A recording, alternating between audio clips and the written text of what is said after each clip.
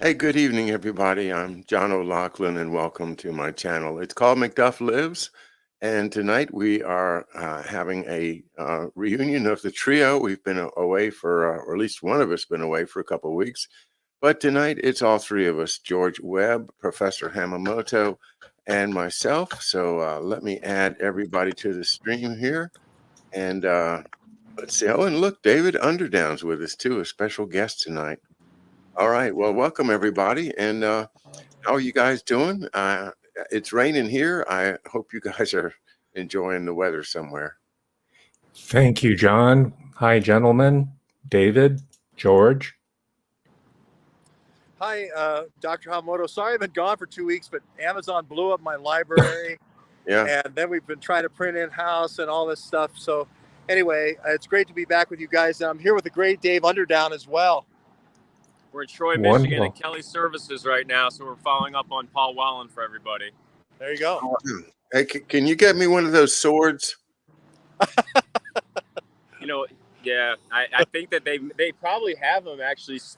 This is probably the place where they keep them. This is the world headquarters, so if there's any place. A Schmitz Templar sword to show that you really know how to cut. You really know how to cut. Yeah. Yeah. There you go. Well, Professor, so Doctor, how are you? How are you, Doctor? I'm doing fine. Are you having any problem with security there, though? They're out of business here. Look at this. This is what Paul Wellen brings to America: empty parking lots and intellectual property that goes all over the world except the United States. You mean even temporary services have been outsourced? Well, I don't know if the temp services come to the main headquarters. I think they actually probably go from home to the temp site, right? Yeah. I don't know. It seems like they wouldn't need a giant facility, but they were doing a lot of passport work, so it's possible that they do need this much space for all the swords.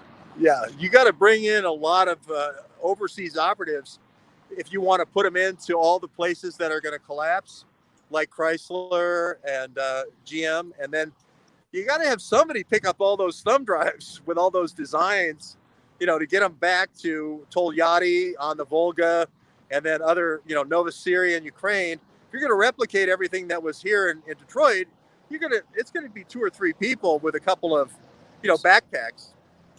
Mm-hmm. Well, it's good that you mentioned that, George, because I had some questions about Mavni that you have been on the trail of for quite a long time. Yeah, Dave just reminded me of Vigo, the Vigo plant in Terre Haute, which was the place where the understudy of Merck at Fort Detrick, right? He was the guy who said, we don't need to make small vats, 55-gallon tanks of anthrax or botulism. We need 10,000-gallon tanks. You have to have 10,000-gallon tanks.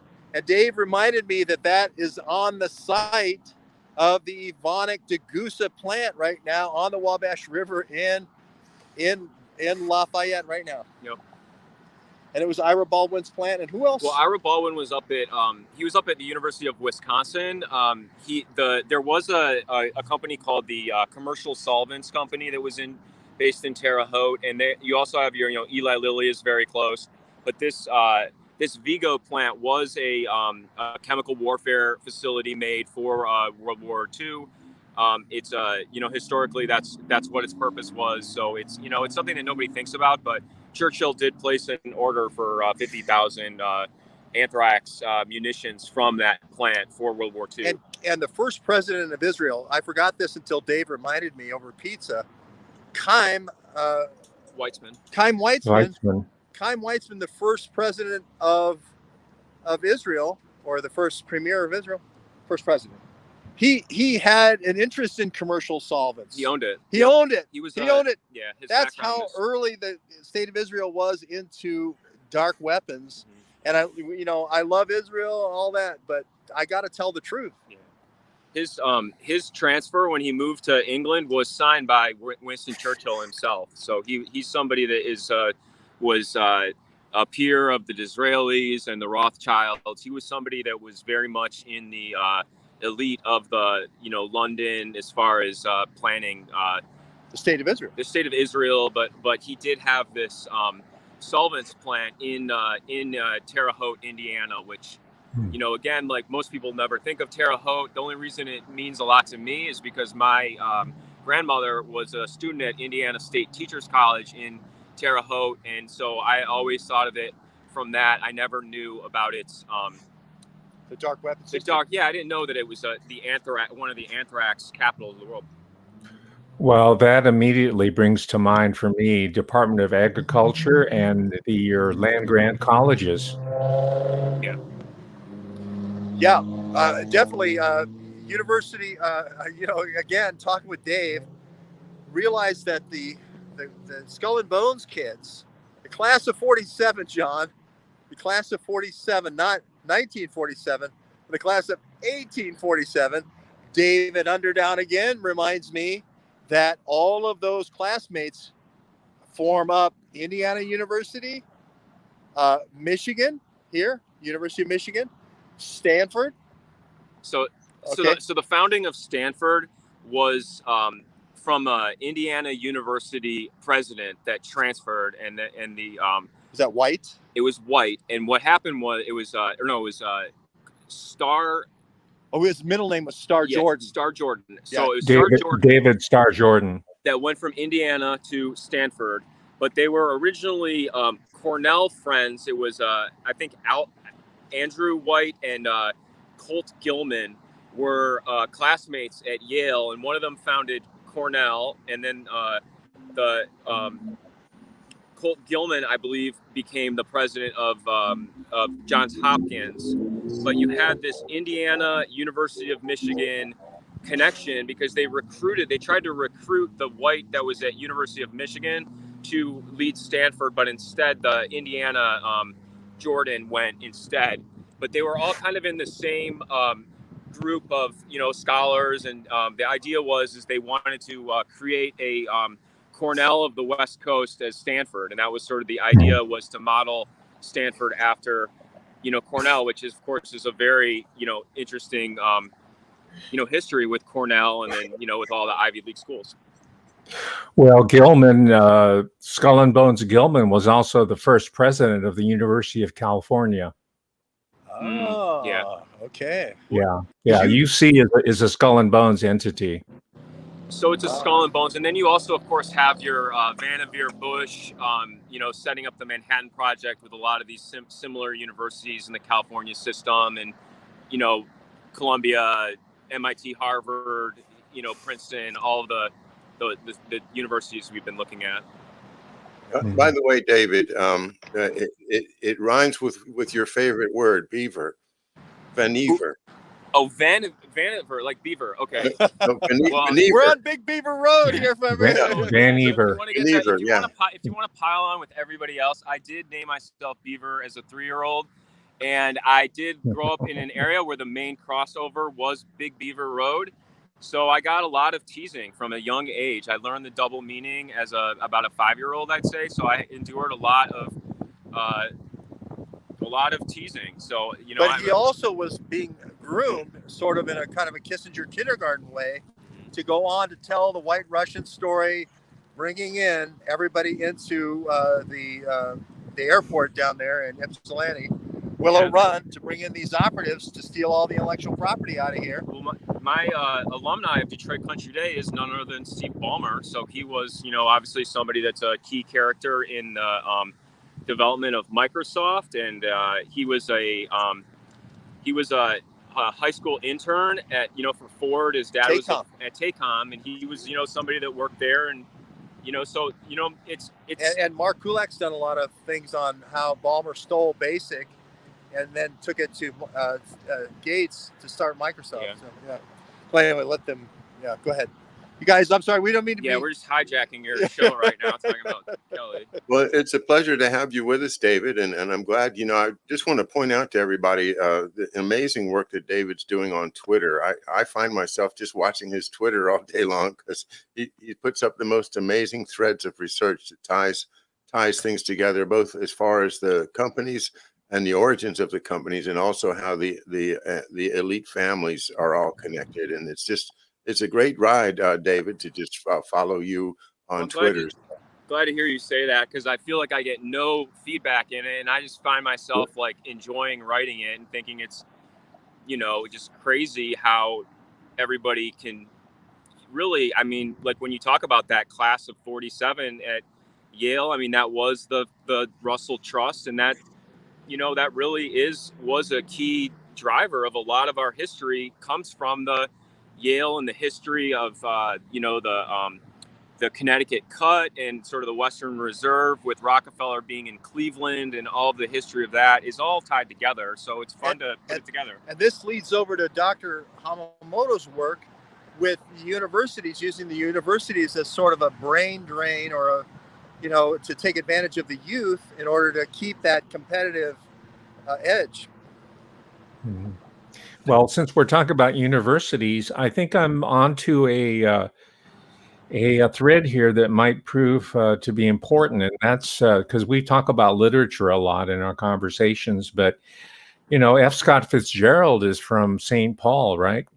Minneapolis, Minnesota area, and then he went to Princeton. And Princeton, and John, you've done a lot of work on this. That's where James Conant was before he went to become president of Harvard. And Princeton, of course, is where the Institute of Advanced Studies was set up. People like, this is pre-paperclip, this is Albert Einstein. I view Einstein, by the way, as being sort of a precursor to that brain drain from the Austro-Hungarian, the remnants of the Austro-Hungarian Empire. And I've been rereading some F. Scott Fitzgerald short stories now, because I vaguely remembered being creeped out by some stories like The Curious Case of Benjamin Button, which was later made into a movie. And George, it was either today or the day before, was talking about these the fountain of youth technologies that these people are interested in. And then I read a story called Benediction by F. Scott Fitzgerald, which is based on his own story about visiting a Society of Jesus monastery. And he wrote, I think it was published in the Saturday Evening Post. So I'm thinking that F. Scott Fitzgerald had some sort of personal insight into this network that David and George are alluding to. So that, and of course, we know that men of letters and women of letters have had a hand-in-hand relationship with the intelligence agencies. It could be that F. Scott Fitzgerald was a precursor to J.D. Salinger and Joseph Heller and some of these other. And you mentioned Philip Roth, George, with Goodbye Columbus and Portnoy's Complaint. And if you look at it through that framework as being a literature, elite literature and popular literature being part of a larger PSYOP or intelligence operation in which publishers are intimately involved with, then it begins to make sense. And you get to see why marginal talents like Philip Roth become elevated to such a high level.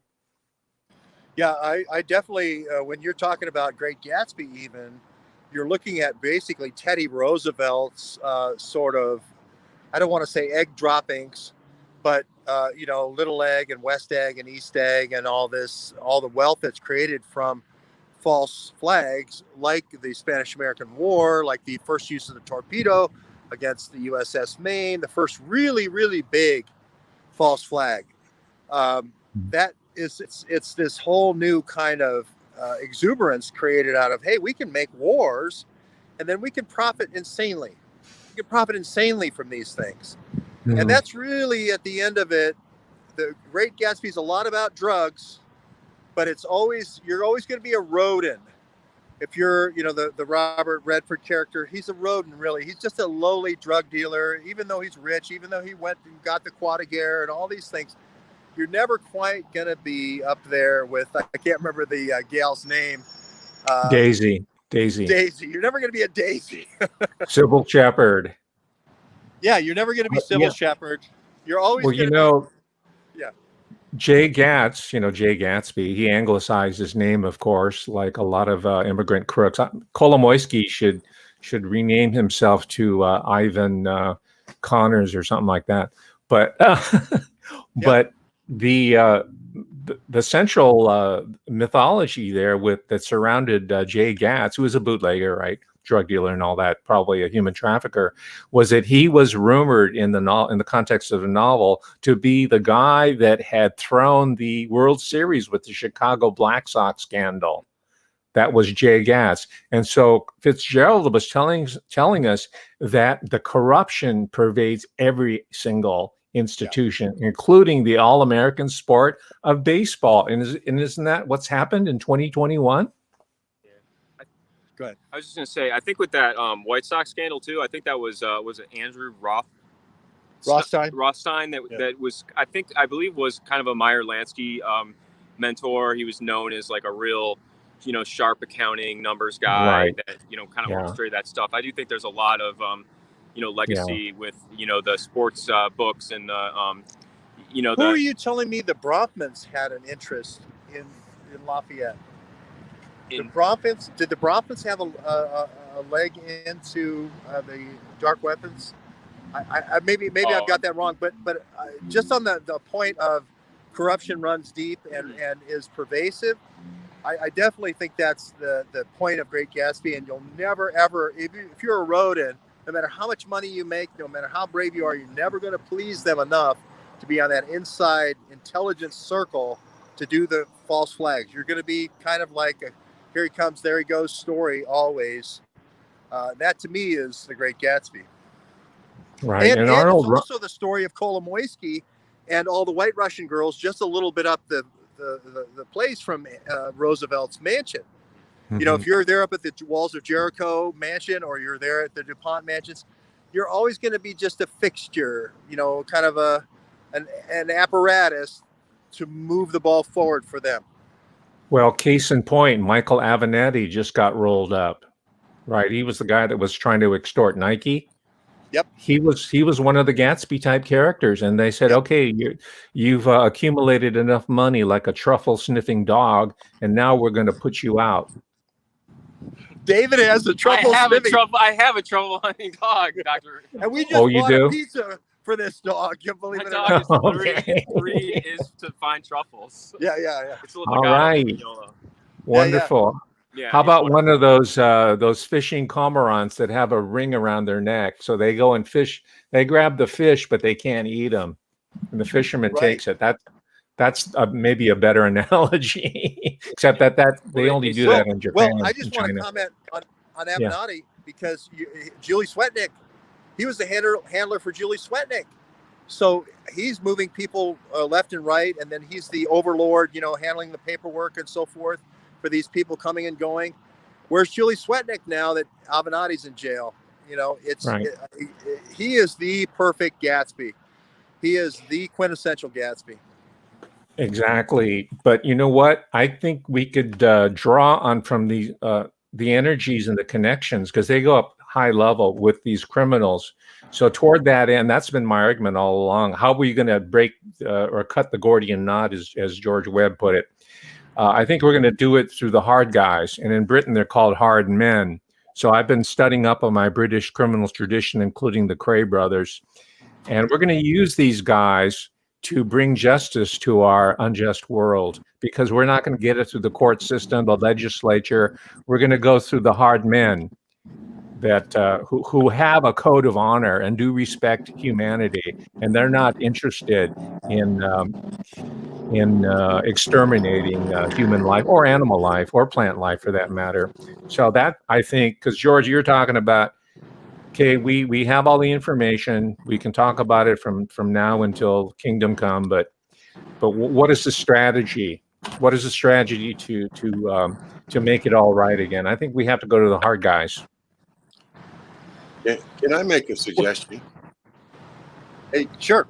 I want to go back to the beginning of the show where you were referring to the connection to a company called Degussa, DEGUSSA. And George, I think you said that they were part of this. What is part of the COVID vaccine production, or what? How is Degussa connected right now? Well, so Degussa is connected to dark weapons, and it could very well be that, in addition to the fermenters and the bioreactors that they did for anthrax, and then botulism. Dave referred to Churchill's order for anthrax to respond to Hitler. They also have gotten into these other things, like potentially coronavirus. They're making these big bioreactors. A lot of them are for regular chemical process industries, like they're glass lined, so they have an extremely cleanable, high temperature cleanable surfaces and so forth. But Degussa, we know, John, you, with all your great work on Urenco, that this was a company that took, literally remelted gold and silver out of Jews' teeth that were going to the Nazi death camps. They stole, they were a lighting company for Berlin. They were also an assayer for gold and silver, and then later uranium. And then they get moved to Holland to be sort of a workaround for chemical weapons after chemical weapons are shut down at Fort Detrick. So this Degussa is just a gift that keeps on giving, watching what they're doing. Well, this is my suggestion, and I've made this before because when I did study Degussa about 2 or 3 years ago, it just occurs to me that the transfer of the our Gesellschaft, the lighting and electronics society, company of Berlin, that was run by a Jewish partnership, was taken over under the Nazi race laws by the Nazis. And that same company called Degussa, not only did it process the uranium for the Nazi nuclear project, it also provided the USSR with nuclear scientists, according to the articles that I had read, and that in fact they from there it goes to Nukem and then Urenco, which is all about uranium and the uranium rat lines that you've described. So this is my question: is why can't we get the courts to set aside the transfer of this Jewish firm to Degussa, which it was done under the Nazi race laws, because that can't be enforced. It can't be a contract that any U.S. court would enforce. So divest Degussa.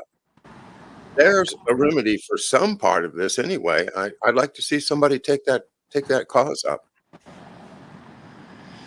Well, my initial thoughts are, I, of course, have an action with the beginning of coronavirus, and I'm trying to work how coronavirus, the source, may have been orchestrated by these same groups in Holland, the Urenco Degussa group.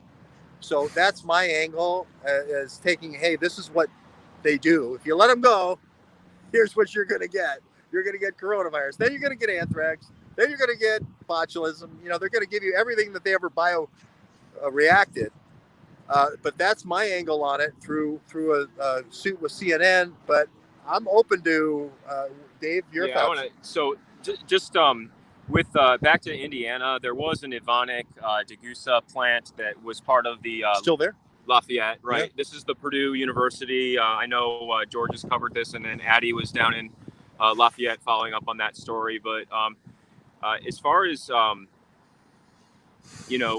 with that area, there was like we said, there was commercial solvents in Terre Haute, and there was this history with Eli Lilly as well. I mean, I know people remember Sandoz was the LSD provider for the CIA. They bought the entire inventory of it, but Eli Lilly, another great Swiss company. Well, right? Eli Lilly was the made the synthetic version of it and was able to mass produce it. And again, that's Indianapolis. And again, these are all the companies that are like, my relatives and stuff were associated with the people that started these companies and stuff. And I never got the sense that anybody was doing this, but I mean, that's what was happening. I mean, if you can look up Vigo right now and see that it was a chemical division of the Army, had a facility there, and that's the history of it. So these things are there, and nobody acknowledges it. But I do think Dr. Hamamoto's angle here, which is work the crime network, work the existing crime networks, because they usually do co-opt if they see a huge opportunity and they're in the drugs and the bootlegging, like you said, John. They usually somehow find their way in with the intelligence agencies to co-opt all of the businesses if they have long-term potential. I do like this crime angle that Dr. Hamamoto is talking about right now. Mhm. It's catch attracts or like attracts like. Now, if I may, I'd like to introduce, since we're talking about biomedical and the industrial and the criminal aspects of it, I'd like to introduce for researchers out there another name that is only now beginning to be looked at seriously. And his name, he's a medical doctor by training in Berlin, of course. His name's Dr. Max Jacobson, or in English, Max Jacobson. And he was known as Dr. Feelgood. And here's the book, right? The first one that came out in the popular trade edition. And the subtitle is The Shocking Story of the Doctor Who May Have Changed History by Treating and Drugging JFK, Marilyn as a Monroe, Elvis, and other prominent figures. And gentlemen, if you look at the back of the book here, there's a whole list of people that were interviewed for the book, and a list of patients of Dr. He was a celebrity physician. And this is another thread I think we can look at. We can do an inventory of celebrity physicians in New York, Los Angeles, all the major metropolitan areas. Find out, for example, who is treating, who is the personal physician of Joe Biden, or the personal physicians of Nancy Pelosi. They're probably Max Jacobson type physicians. But if you look at the back here, there's a whole who's who of people who are part of the popular culture. And part of my argument is that the reason why we're so messed up here is that these Dr. Feelgoods, these contemporary descendants of Dr. Max Jacobson, are the ones who are controlling these reanimated corpses that are sitting in Congress and are sitting with Warren Buffett talking about how they want to see a Chinese judicial system here in the United States. You have people like Larry Flint, Larry Gilbart. It's all in alphabetical order. Max Baird Jr., Robert. These are all showbiz type people. Alan Young, Andy Williams, Gore Vidal. There's scores of well-known political, entertainment, and business figures that were treated by Dr. Feelgood. So let's do an inventory of the contemporary Dr. Feelgoods, and we'll round out the picture of miscreants that we need to go in on in order to bring health back to the body politic.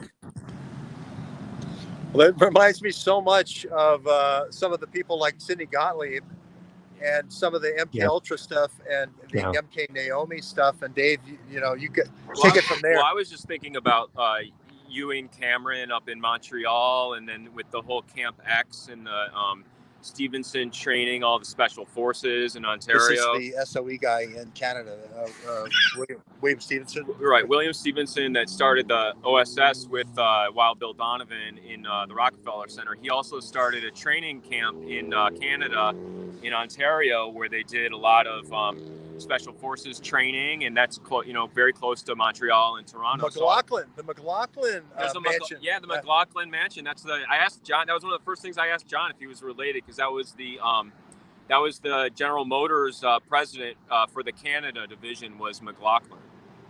It does seem these industrialists, they feel like the rules don't apply to them.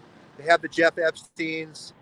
Jeff Epstein had Dr. Eric Braverman, not Eric Braverman, but Dr. Eric Braverman, along with the Duchess of York, with an immortality plan that they would go to Epstein's Island and talk about immortality with these scientists. They would trot out Stephen Hawking to say, hey, most MD patients die by the time they're 18. Here's Stephen Hawking. He's still alive. Think of what we could do for you. I agree with you. This is a ripe area of research. I was going to say too, Timothy Leary. That's the story. That's the Benjamin Button story. How prescient was that? I never could figure out why F. Scott Fitzgerald would write such a weird fantasy. It's almost science fiction. I think they recruited him. He was a Midwestern boy. He was Irish Catholic. And he went to Princeton. I think one of the Con Ed operatives tried to bring him in and write for the Saturday Evening Post to popularize some of these ideas. And instead, they made his wife, Zelda, crazy with mind-numbing drugs and psychotropics. And they pushed Fitzgerald into penury. They sent him out to Hollywood for one thing, and they set him up with booze, drugs, women, everything, and tons of money as well. They gave him the golden handcuffs.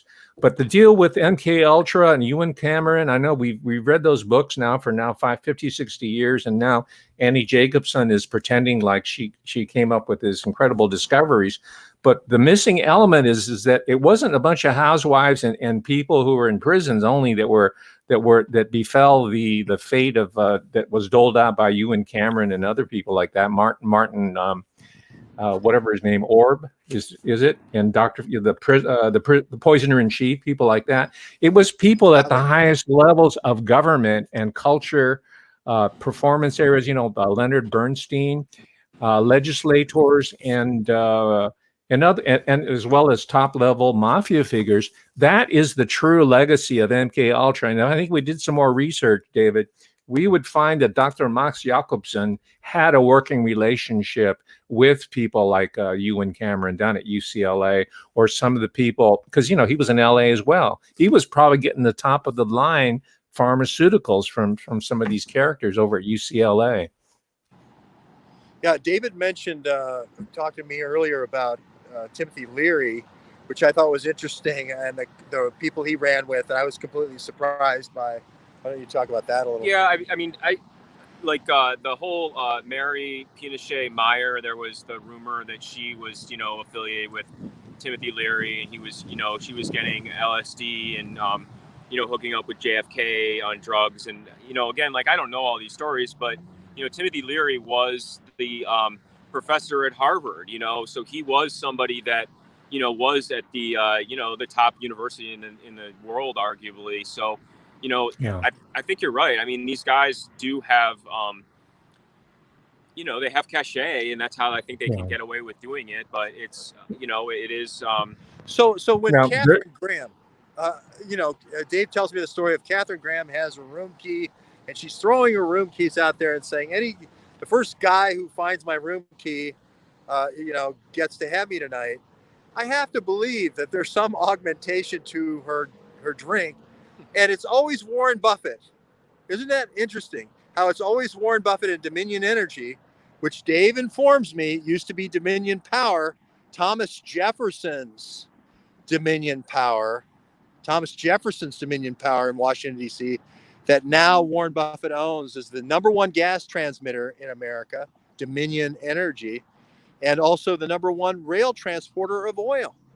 Isn't it interesting how the LSD is never far away from the oil trains or the gas pipelines? Or Donald Barr's son, who happens to be on the board of directors for Dominion Energy, that was our attorney general twice. So you get a lot of crossover of characters in the story. Well, Catherine Graham. Let him talk about Catherine Graham. This will be good. Okay, go ahead. No, I'm just following up. Catherine Graham of the New York Post was a Meyer. Her father was Eugene Meyer. He was a banker that bought this failing local newspaper in order to shape not just political opinion, but national and world opinion. That was her father, Eugene Meyer. And not coincidentally, Eugene Meyer was the number one president of, guess what? The World Bank, right? And Claude Meyer was... Don't get me started on Eugene Meyer. Yeah, we don't want to get into. Go in on him, George. Go in on him. Go in on Clean Gene. Oh yeah. I mean, Dave gave me about 20 minutes on Eugene Meyer, the whole thing with the Unification Church. Okay, here you start. Go into it. So the start is you get Nikola Tesla living the last 10 years of his life. New York hotel, right? At the New Yorker in New York City, which was. In its day, like the Waldorf, it was right by Grand Central. It was very much a top hotel. Right by Pfizer now. Right. The Knickerbocker. Yep. Yeah. But they had not only Tesla living there, but they had the largest private power plant was in that hotel. And when Tesla died, John Trump, Vannevar Bush, I gotta say it like Beaver now, his understudy, John Trump, was the one that was sent to the New Yorker to go through his room to evaluate the Tesla papers. So you have that. And then in the 70s, you have the Unification Church that buys that building, The Moonies. with the private power plant, with that legacy of Manufacturers Trust, which was Eugene Meyer again with Union Carbide. So you're going to get the same connections. I mean, Eugene Meyer, to me, is a top 10 most important character of the century. I mean, he was a Federal Reserve chairman. He was, as you said, the World Bank chairman. But I got to throw the trivia in. And Dave hates when I do this. He hates when I do this, Doctor. But I throw the trivia in of Donald Trump's mother there out at the Isle of Lewis, wearing the tartan broadcloth out there at the Isle of Lewis. She gets on a ship, and she just rolls into New York Harbor. And who does she go to work for?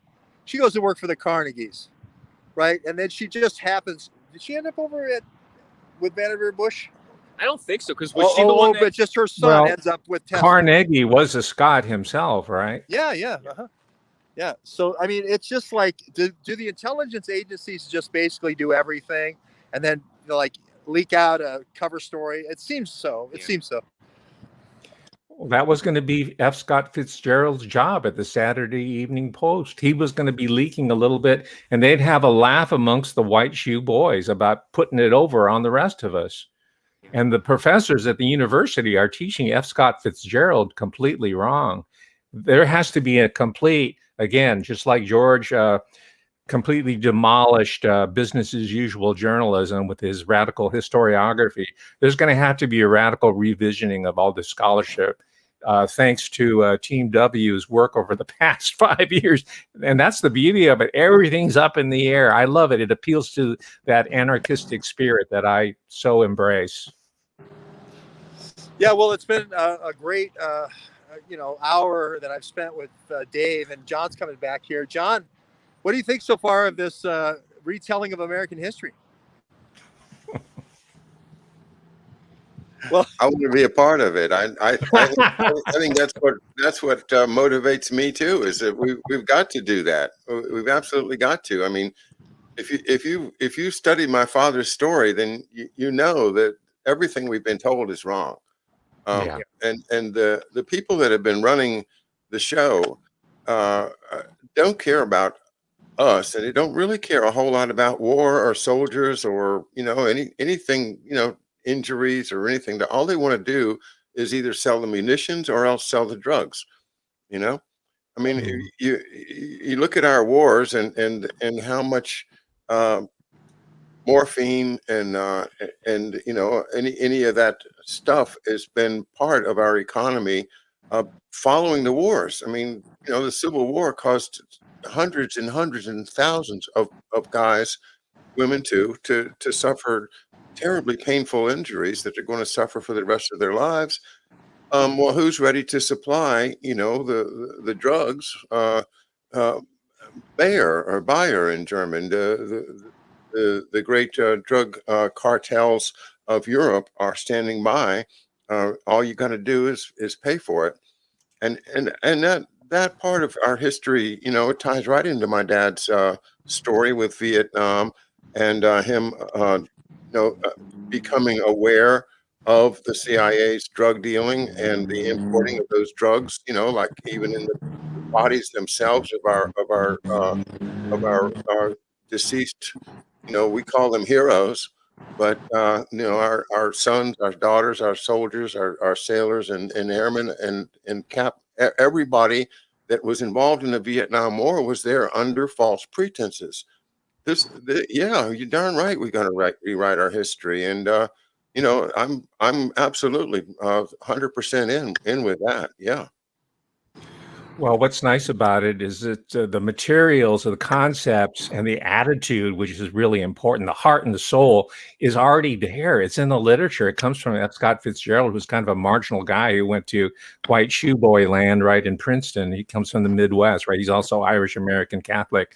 But also you got William Faulkner, who wrote a novel called The Reivers, And the Reivers go back to the 14th century, these border wars, the Anglo-Scot border wars. And these are the guys that went, that came down to the American South, and they brought that whole Reiver mentality with them. So I'm just saying we have to go back into it, tap back into it, and bring it back up there. And because the only guys that have it left are the hard men. These are the last people that your commies and your FBI people, all those people who supposedly are in law enforcement at the highest level, of course, they're the antithesis of what America was once about. So it's going to be people who are of the Reiver background, R-E-I-V-E-R, the Reivers. William Faulkner, that's the ticket. Yeah, well, you tap on to Mr. Faulkner there, and you get, I went down to the William Faulkner reading room in New Orleans where he was born, and I started talking about, The Sound and the Fury, and I started giving my interpretation to the owner of what I felt The Sound and the Fury was about, and all I heard from her after that, after 10 seconds, was sound and fury to get out of her place, because there are all these self-styled, people with these kind of airs of, grandeur, with incrustations of somehow Southern dignity, that somehow think that this is an anointment of royalty that they inherited from England, right? The fact that they owned slaves at one point in their family and somehow gives them, a family crest that now I should, dignify their shop with some kind of, fond. No, that's not what being an American is. Being an American is saying, away with the kings, each man, his own, and these kind of constitutional concepts. So I look at Faulkner as kind of like a guy who couldn't quite put both feet in the box. He kind of like one foot in the old South and one foot in the new, and he never kind of shifted his weight. No.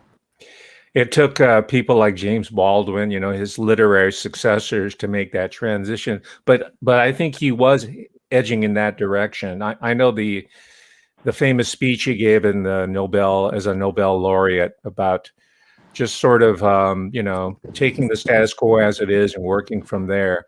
But that's why we had the 60s. That's why we had the whole civil rights movement, in order to make these corrections that people like Faulkner kind of left on, partly undone. And that's the beauty of America. That's the beauty of the United States culture, our political culture. And this is the ethos and the reality that people like Nancy Pelosi want to destroy forever. But we're not going to, because we have the culture so embedded in us. We just have to rediscover our hard guy heritage, our hard man heritage. And we were just, we're just people who were born into rebellion, wherever we come from. We were born into, we got a bad attitude, all right? As Americans have a really bad attitude about authority, and that's good. That's good for democracy and the republic. You sound like Bruce Springsteen there. Oh my gosh. Not the boss. The boss is a globalist now. Well, I mean, back then, Oh, okay. when he was born to run. Now he was born to lay down in front of the paymasters. All right. Well, John, I'll tell you, just here out on the road here with Dave Underdown, I'm visiting all the old Dave Underdown sites. He's the one who picked out, this Kelly Services, where they were getting the passports for the Russian girls, the Ukrainian girls. He's the one who picked out Borg Warner, where the corporate jet was being used to bring people in. Had come over there is Novi, where Butina had all the gun shows with the Republican Party of Michigan. Right down this freeway here is where Steve Feinberg sold Chrysler down the river, took all the money and intellectual property, moved it to Tolyatti, moved it to Novosibirsk in Ukraine. Here's the same place that GM was refinanced, and all the preferred shareholders were left holding the bag, and all the intellectual property like high-end battery technology went to Tolyatti on the Volga. This is where it all happened. There's one guy who put it all together way back then. It was one Dave Underdown. All There he is. right. Go Detroit Tigers. That's right. Well, So what were you going to go ahead, I John? just want to say, speaking of putting things together and getting credit for it, George Webb really deserves the credit for what was the story? I think it was in the Daily Mail. It's in the Washington Post now. It's all over the place now. Congress is investigating whether the 2019 Military World Games in Wuhan was a COVID-19 super spreader event. How about that? Well, How about that? it just shows you they can destroy all your books right before they know Congress is coming out with something, because they know the books are going to shoot up in sales. So it's an obvious predatory move, a preemptive move, so that I wouldn't get the boom. That's okay. We're rewriting the books, John. We've already got the first one out, Corona Roadshow. It's a summary of all 42 books. It's already out there. We're going to write 4 more in the quaternary or the tetralogy or whatever. Doctor knows what it is beyond a trilogy. So it's not going to stop. Our whole thing wasn't fame or money. It was to get to the narrative, get the Congress researching what really happened and get them to the bottom of the black hand that ran this operation. As soon as we do that, I think it's the same thing Dr. Hamamoto is saying. You go to the crime hand, you're going to get all the fingers and you're going to get all the toes and you're going to get all the thumbs, and you're going to solve this thing. This is the McDuff strategy with the perm index. This is the McDuff strategy, I believe, with the Q level clearance being the only thing the FBI couldn't touch. And we're learning a lot more about that now. Dave, what would you add to that? Well, I was just going to say, I mean, I feel like, following George and John and Professor and Mark Kulak, I mean, I feel like I've learned, so much from them. I mean, I feel like I'm somebody that, like McDuff grew up in this environment where I was around a lot of the characters that are really interesting. And so it is, it puts me in a weird spot because, like, here we are standing in front of Kelly Services. Well, my classmate was the grandson of the founder and he died in 9/11, right? So it's not like, and I went to his graduation party and his dad had the Duesenberg that won the Triple Crown, for the Concours d'Elegance, the Pebble Beach, and then Paris show. And, I know that the Duesenberg Scholar and that the Duesenberg is an Indiana Auburn thing, but, these things are like, like I try to be as helpful as I can, but it is very personal. And there's a lot of things that really, I have to admit, just like make me uncomfortable all the time, because it really is a lot of these characters. I mean, one of the things I always want to talk to Professor Hamamoto about was the fact that the architect for the World Trade Center is from here, from Troy. His offices, if you just point right there, were in this tower, and that was Yamasaki, and Right. he built the Detroit. One Woodward was the model for the World Trade Center. He was an architect that was very much in the Cranbrook scene. Cranbrook is very famous for Sarnans and Albert Kahn. These are all affiliated.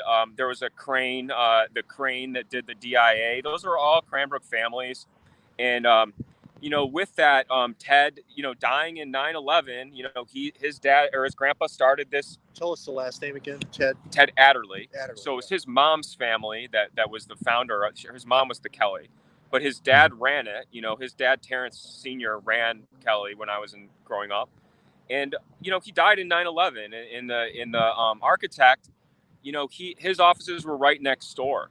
And the model for the World Trade Center was one Woodward, right across from the Frank Murphy Hall of Justice, which I know John probably knows more the Murphy history, because he was a very, he's a Supreme Court justice. He was supposed to be a Kennedy friend and peer, and was, a very important Michigan person that had a role as a Filipino ambassador, I think, in the 30s. So, I mean, there are a lot of characters that are kind of in this story. And when, with the history of the Fords and the General Motors that we learned is really Sloan Kettering Hospital is General Motors hospital.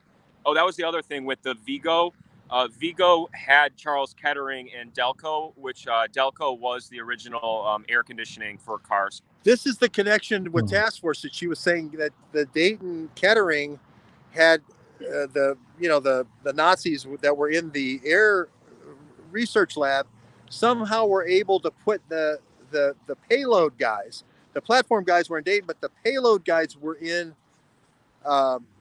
Lafayette with Ivanek Degussa, which, I mean, it was Lily for a while, Ivanek Degussa, Lily for a while, Ivanek Degussa. But that was Ira Baldwin's little shop of horrors that gets moved over apparently to Ukraine and Georgia with Steve Feinberg. So anyway, we've covered a lot of ground. John, thank you very much for the shout out today on Twitter with the Daily Mail. It was 18 months or later, that everyone said it was conspiracy theory. Now there's a congressional investigation. So I thank you very much for being the first person to call my attention to that. Oh, well, you're the one that did the work, George, and I've been watching you all along. And gosh, when I saw that, I said, wow, you forced them. You forced their hand. There's nobody else to look to credit for this. This is a George Webb, spectacular story, and congratulations. And more is coming. And I think when you start getting into this Virginia, and you start getting into her viruses that look so much like the viruses that Sina Bavari was working on at Fort Detrick, and you see how much his viruses look like her vaccines. It's almost like a hand and glove fit in this NATO blueprint. It's getting scary now, because you can almost predict the next things that are coming with the Ebola and, the anthrax they were working on. So I think this is a blueprint literally for what the next 20 years is going to be with bioweapons. And that's why I think it's worth looking at it now rather than waiting for the bioweapons. And this is, again, what the doctor's saying. Use your brain, use your metadata capabilities to try to foresee the future, change the narrative before they get there. All these things that we can still do while we can still think as Homo sapiens, right? While we can still think. That's a scary thought. All right. Last words from David and Professor Hamamoto. Well, it's interesting that David Underdown came up with Yamasaki, who was the principal architect of the World Trade Center buildings. I'll just leave everybody with this thought. Yamasaki himself, after the controlled explosions of the towers and also building number 7, he said he built those towers. They were designed in order to withstand a direct hit from any existing aircraft. That was his his one and only comment about his design of the World Trade Center structures. And I'll just add to that, he also, for the One Woodward project, he was the first architect to put underground parking in an urban environment, and he put the air conditioning units on the top floor. It was the first building that was able to control air conditioning on each and every floor. So that's something to, as far as innovation in building techniques, he had that going for him also. That's the Midwest for you. I mean, there's a Kettering, Ohio, right? Yep. There's a town named after Kettering in sort of central Ohio. Kettering. Yeah, he was an Air Force pilot. Yeah. Near Dayton. Yeah. Mm-hmm. Well, this has been fun, hasn't it, guys? It's been wonderful. Great to get back on the trio. It is. It's great. Absolutely. All right. Thanks, everybody. We'll. And I have to give my Britney Spears story to Professor Hamamoto sometime too. Oh yeah, we want to go in on her. I have a Britney insight, so that'll be right. Free Britney, free America. My friend was engaged to Brian Spears. I used to go to happy hours with Brian Spears and my friend Lauren in New York all the time. So I met Britney one time. It was a birthday party. She was dating Justin Timberlake at the time. She was at the peak of her stardom, and it was at Planet Hollywood in Times Square. It was for Lauren's birthday party, and it was wild because she was the queen of pop for the whole world at that point, and it was somebody that I I went to the Hong Kong with like Pete Buttigieg in Cambridge. I went to the Hong and had the Scorpion Bowls with Lauren and her friends, and that was, I never got invited to the club. I'm sad I didn't become a Order of the Hong with like Pete Buttigieg. So I There didn't, you I have didn't it. get the tap. There you have it. You have it directly from the streets, right here in front of Paul Wellens, Kelly Services. Bye, gentlemen. Bye-bye. Bye. Bye, everybody. All right, there you go. I guess I better end the broadcast if nobody else is going to. Thanks, everybody, for being with us.